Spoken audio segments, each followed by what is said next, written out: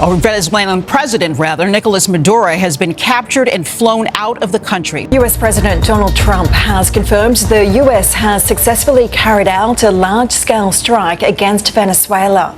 He says the president, Nicolas Maduro, and his wife have been captured. President Donald Trump said Venezuelan President Nicolas Maduro was captured and flown out of the country by U.S. troops and law enforcement authorities. ትራምፕ በቬንዙዌላ እንዲካሄድ ባደረጉት ልዩ ወታደራዊ ኦፕሬሽን የሀገሪቱን ፕሬዝዳንት ኒኮላስ ማዱሮ ማርከው ከሀገር እንዲወጡ አድርገዋል። ሁኔታው ዓለምን በሰፊው እያነጋገረ ነው። የትራምፕ ሙሉ መግለጫ እየተጠበቀ ሲሆን በሰዓቱ የመረጃ ክፍለ ጊዜያችን መቅደም ላይ ያስመለከትናችሁ ከዚህ ጋር የተያያዘውን ጉዳይ ነው።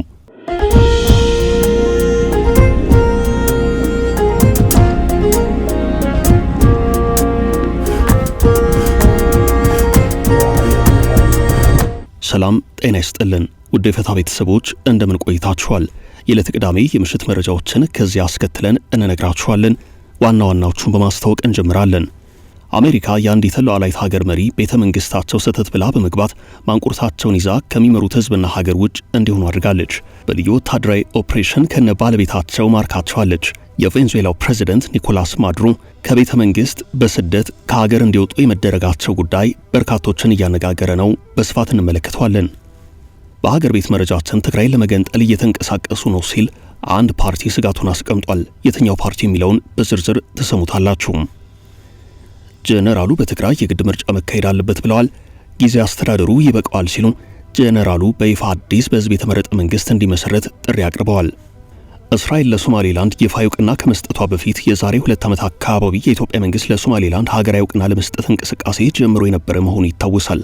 በመሃል እስከ ዛሬ ግልጽ ባልሆነ ሁናቴ የዕውቅናው ጉዳይ ቀርቷልም ይሆናልም ሳይባል ባለበት በእንጥልጥል ቆይቷል። በዚህ መሃል እስራኤል የዛሬ ሳምንት በዕለተ ዓርብ ለሶማሌላንድ ዕውቅና ሰጠች። የእስራኤል ዕውቅና ብርቱ ዓለም አቀፍ ተቃውሞ ገጥሞታል። ሀገራትና ተቋማት አቋማቸውን እያሳወቁ ባሉበት በዚህ ሰዓት ኢትዮጵያና ኬንያ ዝምታ መርጠዋል። በዚሁ አጠቃላይ ሁናቴ ላይ በሶማሌ ኢትዮጵያ አምባሳደር ሱሌማን ደደፎ አስተያየት ሰጥተዋል። አንጋፋው የምጣኔ ሀብት ባለሙያ አቶ ሙሼ ሰሙ ሰሞንኛውን የብሔራዊ ባንክ ውሳኔ በተመለከተ አስተያየታቸውን አጋርተዋል። የምጣኔ ሀብት ባለሙያው በብሔራዊ ባንክ ውሳኔ ላይ ስጋትና ጠንካራ ጎን ሲሉ የጠቃቀሱትን ጉዳይ አጠር አድርገን እንመለከታለን። አምባሳደሩ ኃላፊነታቸው ከፍተኛ ትኩረት በሚጠይቅበት ወሳኝ ሰዓት አጣብቂኝ ውስጥ ገብተዋል። አምባሳደሩ በቁጥጥር ስር ውለው በማጭበርበር ክስ ጉዳያቸው በሕግ እንዲዳኝ አፋጣኝ ጥሪ ቀርቧል። አምባሳደሩ እንዲታሰሩ ጥሪ ያቀረቡት የዓለም ቁጥር 1 ባለጸጋ ኤለን መስክ ናቸው። እነዚህ የሰዓቱ አንኳር ዘገባዎች ናቸው። እስከ ፍጻሜው ከኛ ጋር ብትቆዩ ሁሉንም እንደየቅደም ተከተላቸው አንድ በአንድ ትሰማላችሁ።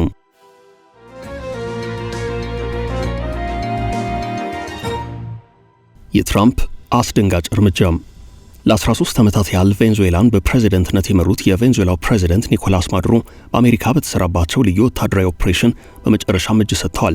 ፕሬዝዳንቱ በትራምፕ ልዩ ትዕዛዝ በቬንዙዌላ ታፍነው ከሀገር እንዲወጡ ሲደረግ የሀገሪቱ ጦር ኃይልና የእርሳቸው ልዩ ጥበቃ ኃይል የት ነበር የሚል ጥያቄ ተነስቷል።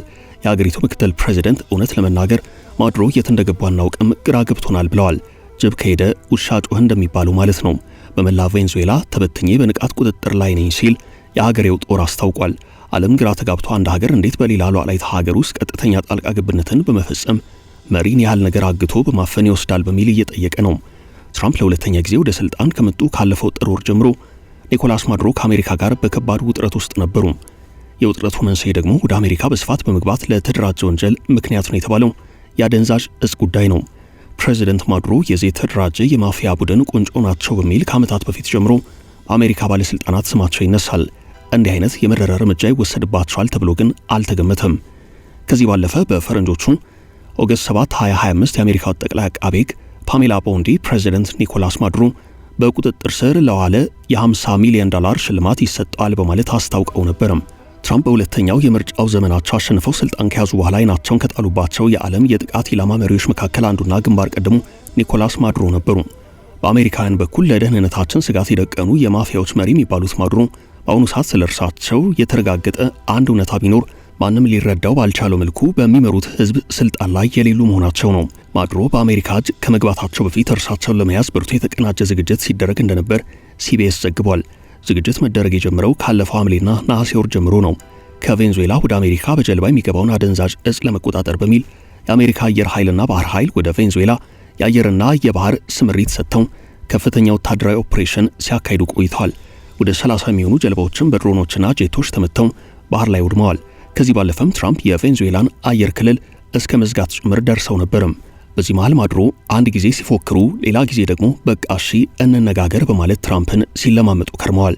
ከዚህ ቀደም ተስፋ አድርገዋቸው የነበሩት ፑቲን በራሳቸው የዩክሬን ጦርነት ተጠምደው ከአሜሪካ ሊያስጥሏቸው አልቻሉም። የትራምፕ እቅድ እርሳቸውን በአካል ከነነፍሳቸው በቁጥጥር ስር የመዋል ተግባር ነበርና ይህ ልዩ ወታደራዊ ኦፕሬሽን እንዴት እንደሚከናወን ሰፊ ዝግጅት ሲደረግበት ቆይቶ በመጨረሻም እውን ሆኗል።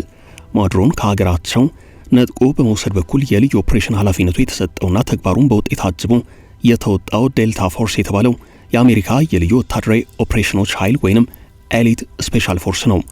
በፕሬዝደንቱ ላይ ይህ ልዩ እርሳቸውን የመያዝ ኦፕሬሽን እየተካሄደ በነበረበት ሰዓት ዋና ከተማዋን ካራካስን ጨምሮ በአንዳንድ አካባቢዎች ከባህርና ከአየር በሚወነጨፉ ሚሳኤሎች ተከታታይነት ያላቸው ጥቃቶች ተፈጽመዋል።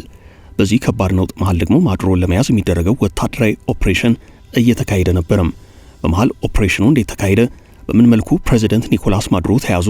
በመሃል ኦፕሬሽኑ እንዴት ተካሄደ? በምንስ መልኩ ፕሬዚደንት ኒኮላስ ማዱሮ እጃቸው ተያዘ? የሚለው ጉዳይ ግልጽ ባልሆነበት ፕሬዚደንቱ በቁጥጥር ስር ውለው ከቬንዙዌላ ምድር እንዲወጡ የተደረገ መሆኑን ዶናልድ ትራምፕ በትሩዝ ማህበራዊ ትስስር ገጻቸው አስታውቀዋል። ፕሬዚደንቱ ከነባለቤታቸው እንዴት ተያዙ የሚለው ጉዳይ ለቬንዙዌላውያን ግራ አጋቢ ሆኗል።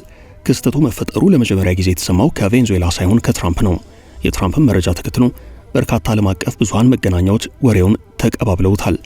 የኒኮላስ ማዱሮ ምክትል የሆኑት ዴልሲ ሮድሪጌዝ መንግስት ማዱሮ የት እንዳሉ አያውቅም፣ እውነቴን ነው የምላችሁ፣ ግራ ገብቶናል ብለዋል። የቬንዙዌላ መከላከያ ሚኒስትር ቭላዲሚር ፓድሪኖ ሎፔዝ ለሀገሪቱ ሕዝብ ባስተላለፉት መልእክት ተረጋጉ፣ ሁሉም ወደ ነበረበት ይመለሳል ሲሉ ተናግረዋል። አያይዘውም የሀገሪቱ ጦር ኃይል በመላ ሀገሪቱ ተሰማርቶ ሕግን እንደሚያስከብር ተናግረዋል።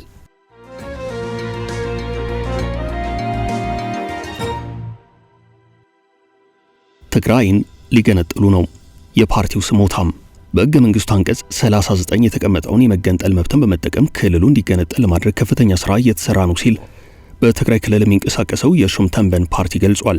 ይህንን ያሉት የፓርቲው የበላይ ጠባቂ አቶ ገብረ ሚካኤል ተስፋይ ከአሐዱ መድረክ ጋር በነበራቸው ቆይታ ነው። በ7ና 8 ዓመታት ውስጥ በትግራይ ክልል በተፈጠረው ግጭትና ፖለቲካ አለመረጋጋት ኢትዮጵያዊነቱ ጥያቄ ውስጥ እንዲገባና መገንጠል ትችላለህ በሚል ከፍተኛ ስራ እየተሰራበት ነው ብለዋል። በክልሉ ካለው የፖለቲካ አለመረጋጋት አንጻር እንገንጠል በሚል አስተሳሰብ ህዝቡ ከፍተኛ ዋጋ እየከፈለ በሚሊዮን የሚቆጠሩ ዜጎች ህይወት ያጡበት ሁናቴ ተፈጥሯል። በኢትዮጵያዊነቱ ይሰማ የነበረውን ክብር እንዲያጣ ሆኗል። ከፍተኛ ስራም በዚህ ተሰርቷል ሲሉ ተናግረዋል። የክልሉ ህዝብ ለኢትዮጵያ ከፍተኛ ሚና የተጫወተ በመሆኑ ባለው የፖለቲካ አለመረጋጋት ምክንያት ትግራይ እንድትገነጠል ለማድረግ የሚሰራው ስራ መቆም እንዳለበትና በሕገ መንግስቱ የተቀመጠውን የመገንጠል መብት አጥብቀው እንደሚቃወሙ አስታውቀዋል። የትግራይ ህዝብ በኢትዮጵያዊነቱ ክብር እንዲሰማው፣ በህዝቡ ላይ የሚፈጸሙ የፖለቲካ ማጭበርበሮች እንዲቆሙ፣ የመገንጠል መብት በሚል የሚሰሩ የፖለቲካ አሻጥሮችን መገታት እንደሚገባቸው አሳስበዋል። ይህን አይነቱን እንቅስቃሴ የሚያደርገው የትኛው አካል ነው በሚለው ዙሪያ ግን የፓርቲ አመራሩ በግልጽ ያሉት ነገር የለም።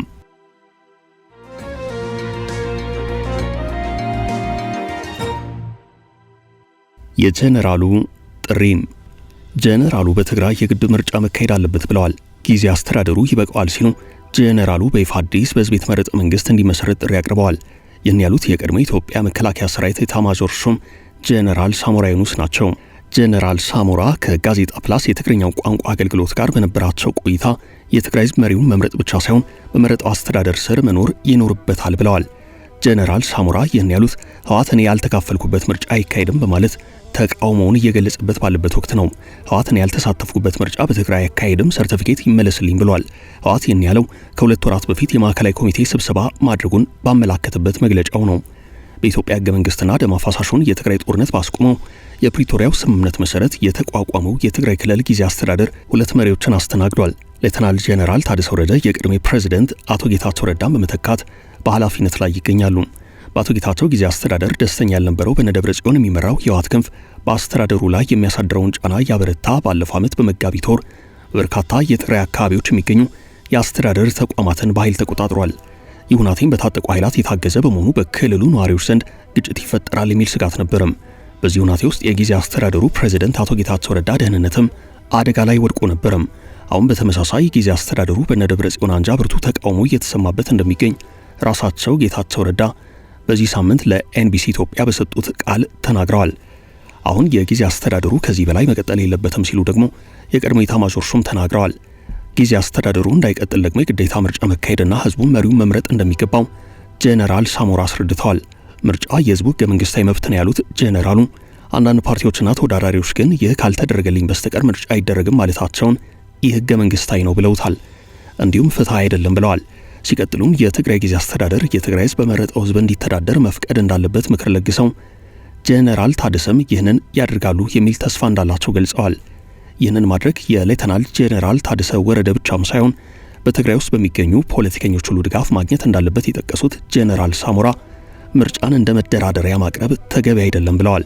ትግራይ በአሁኑ ወቅት በተወካዮች ምክር ቤትና በፌዴሬሽን ምክር ቤት ምንም አይነት ውክልና እንደሌላት የጠቀሱት ጄኔራል ሳሞራ በሁሉም የመንግስት ተቋማት የሚወከሉ ሰዎችን ህዝቡ መምረጥ አለበት ብለዋል። ጄኔራል ሳሞራ ከተዋጊ ወታደርነት እስከ ጠቅላይ ኤታማዦር ሹምነት በመከላከያ ለ42 ዓመታት ያህል አገልግለዋል።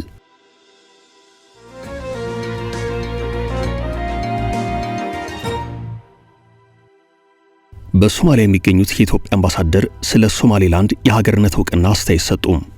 እስራኤል ለሶማሌላንድ ይፋዊ እውቅና ከመስጠቷ በፊት የዛሬ 2 ዓመት አካባቢ የኢትዮጵያ መንግስት ለሶማሌላንድ ሀገራዊ እውቅና ለመስጠት እንቅስቃሴ ጀምሮ ነበርም። በመሃል እስከ ዛሬ ድረስ ግልጽ ባልሆነ ሁናቴ የእውቅናው ጉዳይ ቀርቷልም ይሆናልም ሳይባል በእንጥልጥል እንዳለ ነው። በዚህ መሃል እስራኤል የዛሬ ሳምንት በዕለተ ዓርብ ለሶማሌላንድ እውቅና ሰጥታለች።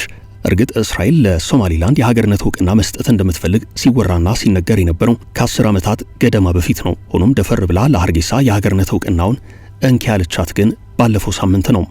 ይህንኑ ያልተጠበቀ የእስራኤልን የሶማሌላንድ እውቅና ተከትሎ ከ2 ዓመት በፊት መንገድ ላይ የነበረው ኢትዮጵያ የሶማሌላንድ እውቅና ጉዳይ የት ደረሰ የሚሉ ጥያቄዎች ይነሳሉ። በዚህ ዙሪያ በሶማሊያ ኢትዮጵያ ባለሙሉ ስልጣን አምባሳደር ሱሌማን ደደፎ ከቢቢሲ ጋር ቆይታ አድርገው አስተያየት ሰጥተውበታል።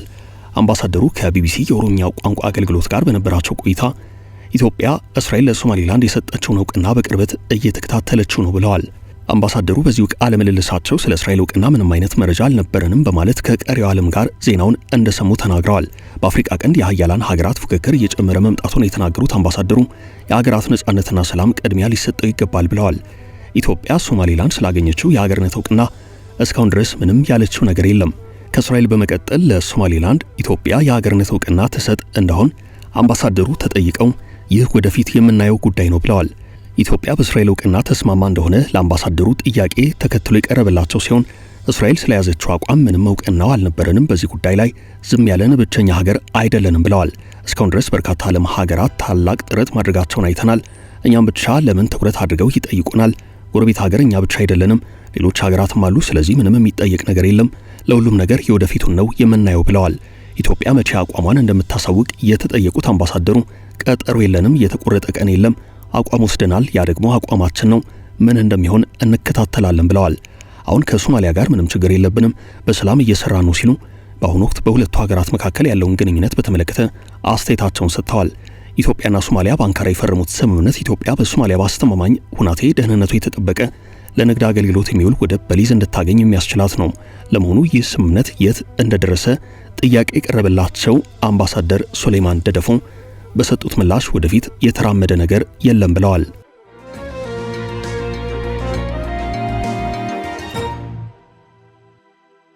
የእውቁ የምጣኔ ሀብት ባለሙያ የአቶ ሙሼ ሰሙ አስተያየትና የብሔራዊ ባንክ ውሳኔ። አንጋፋው የምጣኔ ሀብት ባለሙያ አቶ ሙሼ ሰሙ ሰሞንኛውን የብሔራዊ ባንክ ውሳኔ በተመለከተ ሰፊ ሙያዊ ትንታኔ ያስነብበዋል። የኢትዮጵያ ብሔራዊ ባንክ በመመሪያ ተወስኖ የቆየውን የ7% ዝቅተኛ የቁጠባ ወለድ በማንሳት ከዚህ በኋላ የወለድ ምጣኔው በገበያ ፍላጎትና አቅርቦት ላይ እንዲወሰን አድርጓል። ውሳኔው ቢዘገይም ከሚጠበቁ በርካታ የገንዘብ ድርጅቶች የዓለም ባንክና IMF የድርድር ውጤቶች መካከል አንዱ ነው ብለዋል። ውሳኔው በየትኛው ነባራዊ ኢኮኖሚ ሁናቴ ላይ ሆኖ ቢወሰን ጠንካራ ወይንም ደካማ ሊሆን ይችላል የሚለውን ትንታኔ ከዚህ ጋር ራሱን የቻለ ሰፊ ዘገባ ስለሚፈልግ ለጊዜው አልፌዋለሁ ያሉት አቶ ሙሼ የቆጣቢዎችን የመደራደር አቅም ግን ይጨምራል ብለዋል። ለሚያስቀምጡት ገንዘብ የተሻለ ወለድ እንዲያገኙ ሊያደርግ ይችላል ሲሉም አስተያየት ሰጥተዋል። ከፍተኛ የሆነ የቁጠባ የወለድ ምጣኔ ፍላጎት ወጪና ኢንቨስትመንትን በመቀነስ ቁጠባን ሊያበረታታ ይችላል ብለዋል። የፍላጎት መቀነስ የተመረተና ገበያ የቀረበ ምርት እንዲበዛ በማድረግ በፍላጎትና በአቅርቦት መካከል ሰፊ ልዩነት በመፍጠር የዋጋ ንረትን ሊገታ ወይንም እንዲቀንስ ሊያግዝ ይችላል ብለዋል። አንጋፋው የምጣኔ ሀብት ባለሙያ አቶ ሙሼ ሰሙ የብሔራዊ ባንክ በመመሪያ ተወስኖ የቆየውን የ7% ዝቅተኛ የቁጠባ ወለድ በማንሳት ከዚህ በኋላ የወለድ ምጣኔው በገበያ ፍላጎትና አቅርቦት እንዲወሰን ማድረጉ ላይ ጥቅል ደካማ ጎን ያሉትን አስፍረዋል። ከዚህ ቀደም በኢንሹራንሶች መካከል እንደታዩ አይነት ውድድር ሊቀሰቅስ ይችላል፣ ዋጋ በመቀነስና በቁጠባ ወለድ ላይ ብቻ የሚመሰረት ነፍስ አድን ግብግብ የተሞላበት ውድድር የቁጠባ ተቀማጭን የወለድ ምጣኔ በከፍተኛ ደረጃ ሊያንር ይችላል ብለዋል። መበደርን ውድና የማይቻል በማድረግ ተበዳሪ ላይ የወለድና የወጪ ንረት ሊያስከትል ይችላል። ተበዳሪው ማለትም ነጋዴው፣ አምራቹ፣ አስመጪና አከፋፋዩ በወለድ ንረት ምክንያት የአቅርቦት ዋጋ እንዲጨምር ሊያስገድደው ወይንም ተበዳሪውን ከገበያ ውድድር ውጭ ሊያደርገው ይችላል ብለዋል። አምራቾችና የንግዱ ማህበረሰብ በጥቅሉ በብድር ወለድ መናር ምክንያት ማምረት ሊያቆሙ፣ ሊቀንሱ ወይንም መክፈል አቅቷቸው ሊዘጉ ይችላሉ። አዳዲስ የሥራ ዕድል ፈጠራ ሊገታ ወይንም በኪሳራና በማምረት አቅም መዳከም፣ የሰራተኛ ቅነሳ ሊኖር ይችላል ብለዋል። የአምራቾች መቀነስም የምርት ዋጋ እንዲጨምር፣ የዋጋ ንረት እንዲከሰት ሊያደርግ እንደሚችልም አሳስበዋል። ተወደደም ተጠላ ባንኮች የከፈሉትን ከፍተኛ ቁጠባ ወለድ ወደ አምራቹ፣ ነጋዴው፣ አስመጪውና አከፋፋዩ ሊያወርዱት ይችላሉ። ነጋዴው በተራው እንደ ትኩስ ድንች ጭማሪውን ወደ ሸማቹ ማውረዱ አይቀርም ብለዋል። በዚህ መልእክታቸው ባሰፈሩት የመፍትሄ ሐሳብ በቅድሚያ ባልተረጋጋ ኢኮኖሚ ላይ ኢኮኖሚው እስኪረጋጋ መጠበቅ የተሻለ አማራጭ ነበረ። ሀብት ለማሰባሰብ በሚካሄድ አንገት ለአንገት የሚያስተናንቅ የወለድ ጭማሪ ምክንያት ተበዳሪ ላይ የሚኖረው የወለድ ጫና ወደ አጠቃላይ የማምረትና ሸቀጥ የማቅረብ ገበያ መፍረስ በማንደርደር መቆሚያ የሚያሳጣ እንዳይሆን ባንኮች የወለድ ጣራና ወለልን በጋራ ስምምነት ማስቀመጥ ይገባቸዋል ብለዋል። ይህንን ተከትሎ በወለድ ጣራና ወለል መሃል በሚኖር ክፍተት የወለድ ዋጋ አቻ ሚዛናዊነት እስኪፈጠር ድረስ በገደብ ስምምነት ላይ መድረስ ይጠበቅባቸዋል ብለዋል። ኢንሹራንሶች ከዚህ ቀደም ተግባራዊ ስላደረጉት አዲስ አይሆንም። በጥቅሉ በኢትዮጵያ ነባራዊ ኢኮኖሚ ሁናቴ ላይ በቁጠባ ወለድ ላይ የተመሰረተ ውድድርን በማስወገድ በጥንቃቄና በሚዛናዊነት አስቀማጭ ተበዳሪና ባንኮችን በሚያረጋጋ መርህ የወለድ መጠንን ከዜሮ በታች እንዳይወርድና ተበዳሪ የወለድ ጭማሪ ጫና በመቀነስ የዋጋ ንረትና ግሽበትን በመከላከል ኢኮኖሚውን ከተጨማሪ ውጥረት መታደግ ይገባል ሲሉም የምጣኔ ሀብት ባለሙያው አቶ ሙሼ ሰሙ ምክረ ሐሳባቸውን አስፍረዋል።